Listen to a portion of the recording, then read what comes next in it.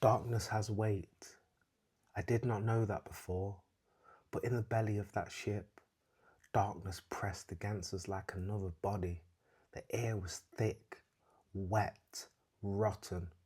They packed us side by side, shoulder to shoulder, ankle to ankle, wood beneath us, chains above us. The ship creaked like it was alive, groaning with every wave. The first night, no one spoke. Not because we had nothing to say, but because we were listening. Listening to the ocean, listening to the crying, listening to the sound of something breaking inside of ourselves. When the ship moved, some of us screamed. Many have never seen the sea before. The floor tilted, bodies slid, chains clanged together like cruel music.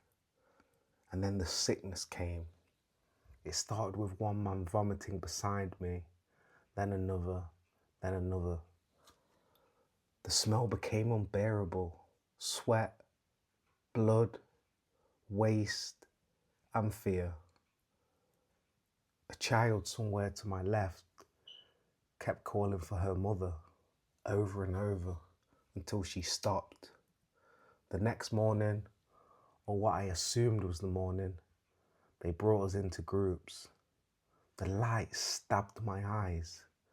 I collapsed to my knees when I saw the sky. It felt wrong to see something so beautiful while standing in chains. They forced us to dance like monkeys. This is what they called it. Jumping, moving, not for joy, but to keep our muscles alive so we would sell for more. If someone refused, they were whipped. I learned quickly, survival was not strength. It was silence. It was timing. It was watching. That's when I noticed him. He was older than me. Not old, but older. Scars across his chest.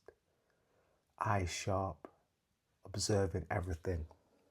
He didn't cry. He didn't shout. He conversed himself. When they shoved us back below deck, he spoke for the first time. "Do not let them see you break," he whispered. His voice was steady, grounded. "What is your name?" he asked. I hesitated. Names felt dangerous now. "Kofi," I said finally. He nodded. "I am Jabberah. Strong." That's what his name meant. That night, while others wept, he spoke quietly. He told stories, not loud enough for the gods to hear, just enough for those near him. Stories of lions who walked through fire, of rivers that changed course rather than be blocked, of ancestors who watched from the stars. At first, I thought he was trying to distract us, but then I realized something. He was fighting, not with fists, with memories.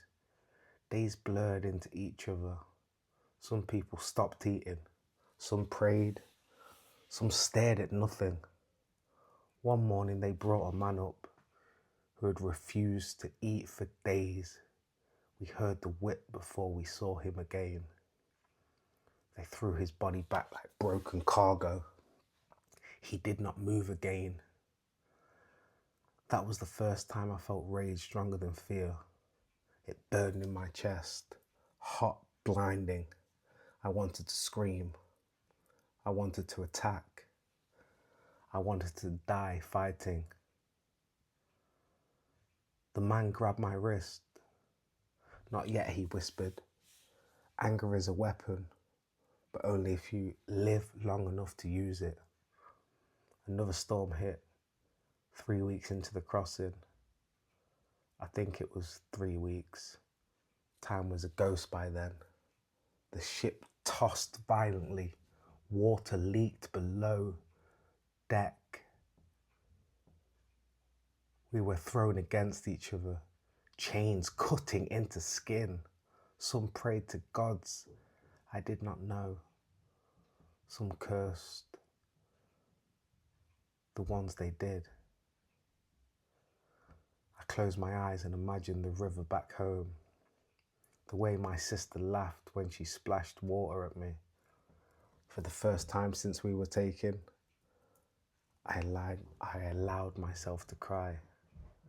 Not loudly, not broken, just enough to remind myself I was still human. One evening when they brought us above deck again, I saw land in the distance. In the distance, it was faint, but it was there too.